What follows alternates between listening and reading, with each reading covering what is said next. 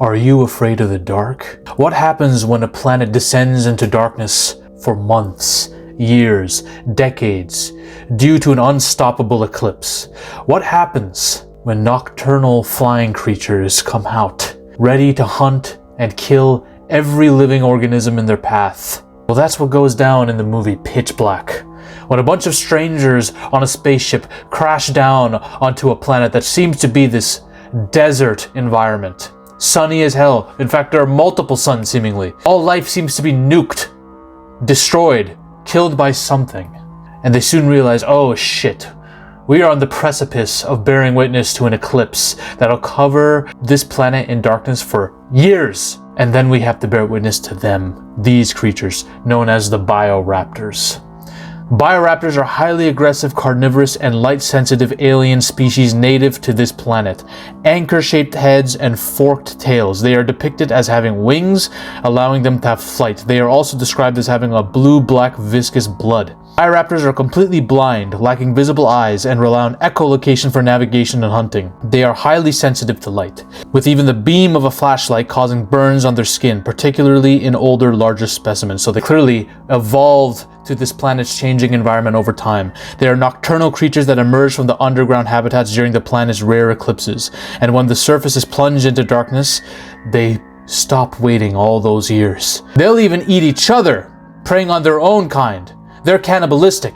They come in all shapes and sizes too. Some are small like birds. And then you have those that are bigger than a whole grown man. Now, the title of this video, something like "This creature will make you fear the dark forever," some shit like that, okay? That title is accurate. But this thumbnail that I've chosen is clickbaity. It is, I'll admit it. Because while they are scary, they are not the killer of the dark that I want to focus on. There is another creature of the dark that is even scarier than them. Among this team of strangers that were marooned here on this planet in this ship, one of them is a prisoner. A murderer. A character that would become an action protagonist that for me is up there with the likes of Bourne, Wick, and any Arnold Schwarzenegger character in the 80s. But I believe he might be better. Don't leave! Listen, I love Bourne, I love Wick. Bourne Ultimatum is one of my favorite movies of all time. I'm a big fan of the Wick series, alright? I love Dutch from Predator, but this is true. Richard B. Riddick, escaped convict, murderer. I made a video touching on the entire Riddick franchise.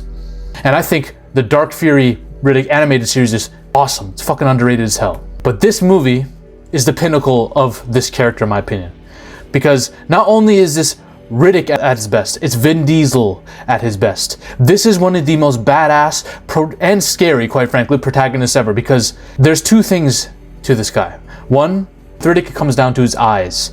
This movie centers around a group of characters that are plunged into darkness while monsters in the dark hunt them, right? So someone like him is perfect. Now, before he was canonized as this alien, a Furian, and Furians, Alpha Furians, have these shining eyes that can allow them to see in the dark, basically making them apex predators. There's like this storyline, where maybe it's a lie that Riddick made up, that he got a surgical shine job done on his eyes when he was in prison.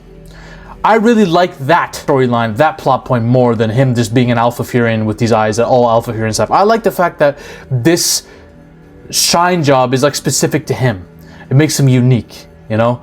I prefer that to him just being a Furian who has shining eyes, right?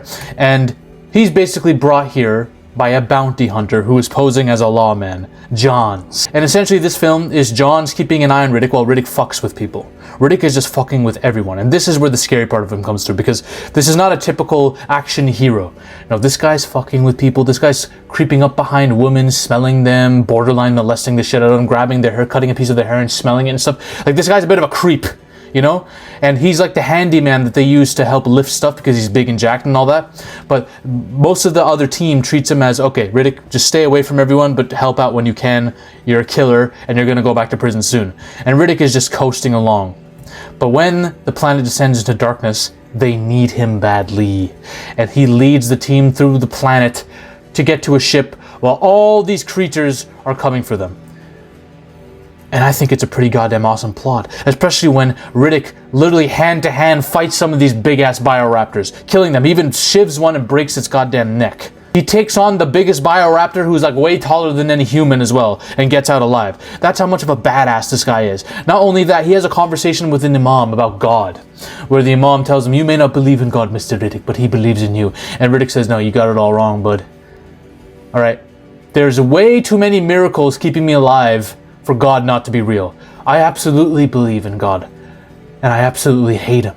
You see, Riddick has a very complicated relationship with the divine because his entire life is a tragedy, essentially. He's the only survivor of the apocalyptic events that have occurred. His entire race was wiped out clean by the necromongers, and he was the only baby.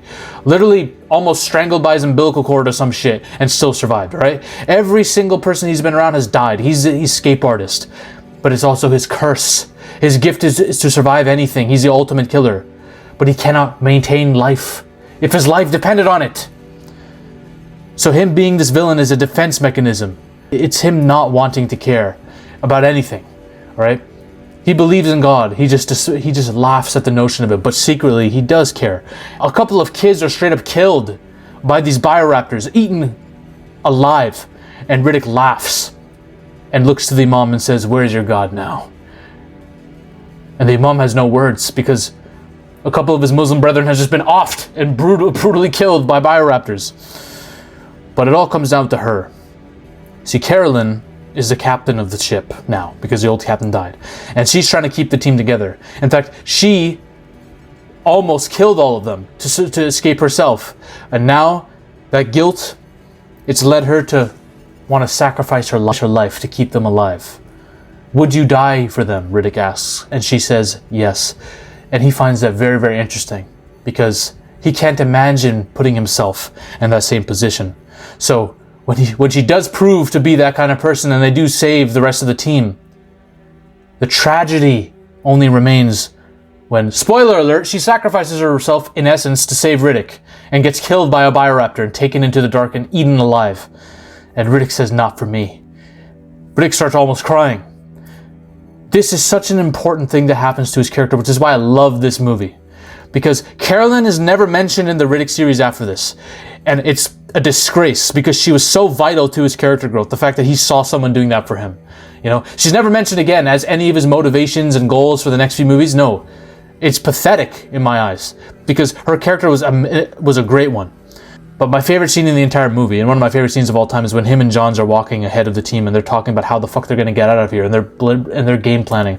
And Johns comes up with the brilliant idea to offer up the kid as bait while everyone else leaves because the kid's bleeding because it's a girl named Jack. So he's like, well, let's just offer her up as bait and everyone else escapes. And Riddick has a problem with this because Riddick, even though he's a murderer, a killer, he ain't down to be fucking with no kids. This is like, what I love about this is it's the supposed man of the law, a bounty hunter cosplaying as a man of the law versus a murderer, and one's morals have gone out the window and the other one's still keeping them alive. So Riddick and him have a fight, and Riddick allows Johns to be eaten and killed by a bioraptor. It's fucking badass. And the end of the movie is one of the best, most iconic lines of all time. But Riddick has saved the team, brings them on the ship. Carolyn has just died brutally for him, and he liked Carolyn. He actually respected her. So all these aliens are trying to get on top of the ship while they're about to leave, and he stops the ship because he wants to put these engines into overdrive and burn as many of these motherfuckers as possible because he's pissed off at these aliens now. He says, "We can't leave without saying goodnight." Explodes a bunch of them. Fucking loved. Fucking amazing line. Richard B. Riddick is that guy. I believe, straight up, this guy could beat the likes of John Wick. I know people are gonna laugh. I get it. John Wick is meant to be OP and unstoppable, right?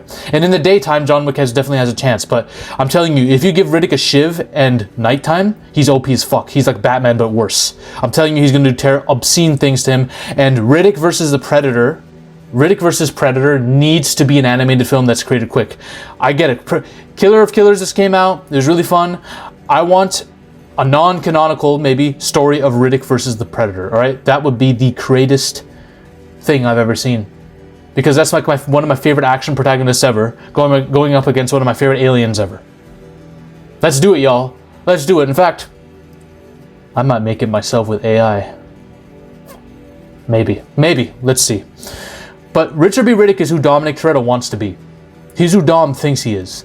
I don't know, like, genuinely, Vin Diesel should have put everything into Riddick, because Fast and Furious is making you money, I get it, but Riddick was that guy. Vin Diesel doesn't really do much else besides Fast and Furious. They should have been doing more and more Riddick movies, because now Vin Diesel is way too old. I get it, they have another Riddick movie on the way, but he's gonna be 70 by the time that comes out.